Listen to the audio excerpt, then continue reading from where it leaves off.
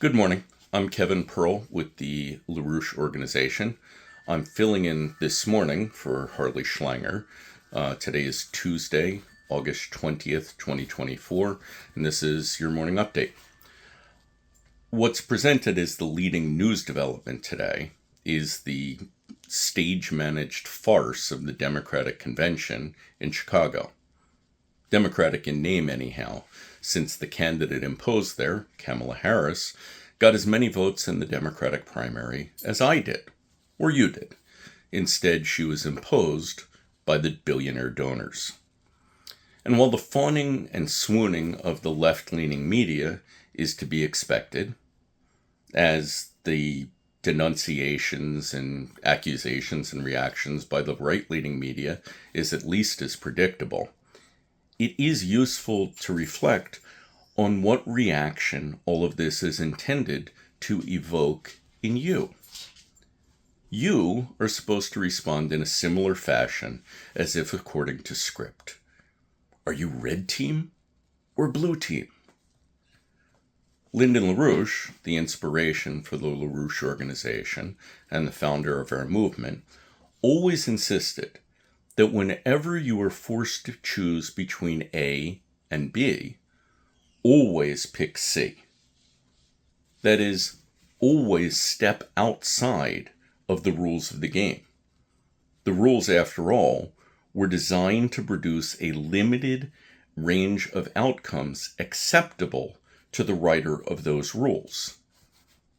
Today, the rules-based order offers us a choice between Option A, capitulation to a global bankers' dictatorship run by the likes of Klaus Schwab, which would mean no sovereign nations, no scientific progress, no economic development, and population reduction down to the level of about 1 billion human beings on the planet.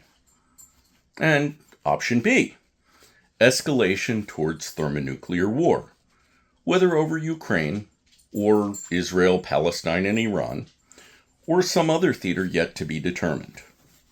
Such a war would leave the human race in a dark age, with population levels somewhat less than 1 billion people.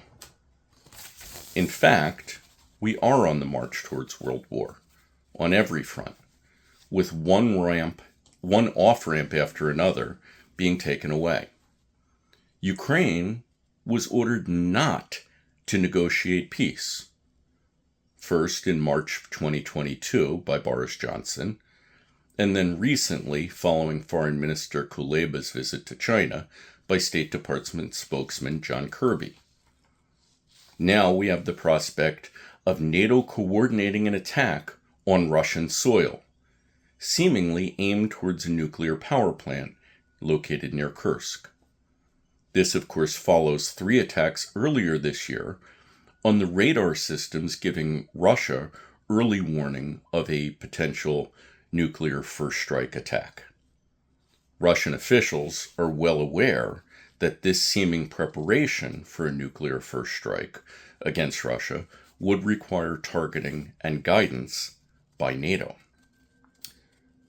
Similarly, every effort to resolve the crisis in Southwest Asia has been sabotaged, most recently with Israel's assassination in Tehran of Haniyeh, Hamas's chief negotiator in ceasefire hostage release talks.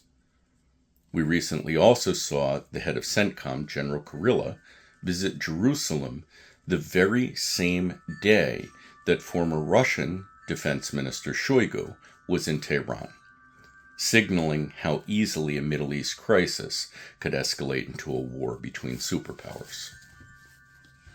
So, what of point C? What of option C? How do we step out of a fixed geometry that leads towards doom?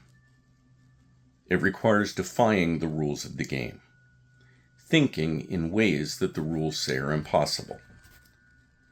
Think about Cardinal Mazarin, whose Peace of Westphalia ended the 30 Years' War and introduced the concepts of national sovereignty and the benefit of the other.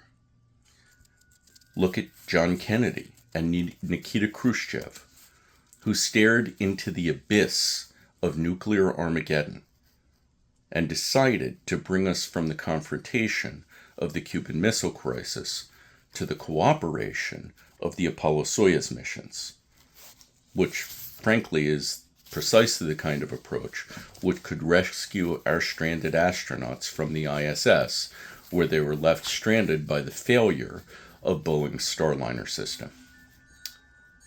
Look at Yitzhak Rabin and Yasser Arafat signing the Oslo Accords, including the sections on the Oasis Plan.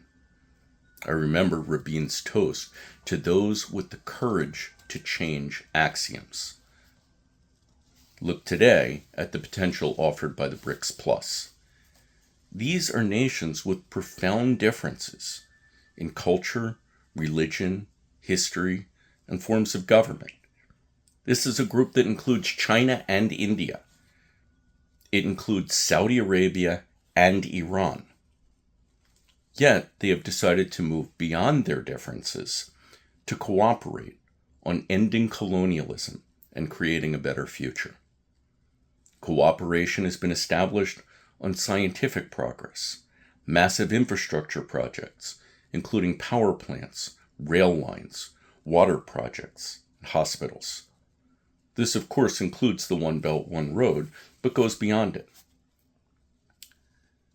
The same potential for a positive change in course is represented in the United States, not so much in the presidential race, but in the independent candidacies of Diane Sare for U.S. Senate and Jose Vega for U.S. Congress, both in New York, but also by other independent candidacies across the country. Those campaigns help to shape the overall discussion. Donald Trump saying that we must avoid nuclear war, and Robert Kennedy's call for a new Bretton Woods system to end the domination by the British and Wall Street banking circles are significant, but they don't occur in a vacuum, and they're not in themselves sufficient. While it is important to know day-to-day developments, like those usually reported on this platform, we must consciously view them in the context of longer-term processes. If we merely react to developments, we risk following a script written by someone else, leading in a direction that offers little hope for the future. Thank you for your time today. Please remember to like and subscribe and to tune in tomorrow. Thank you.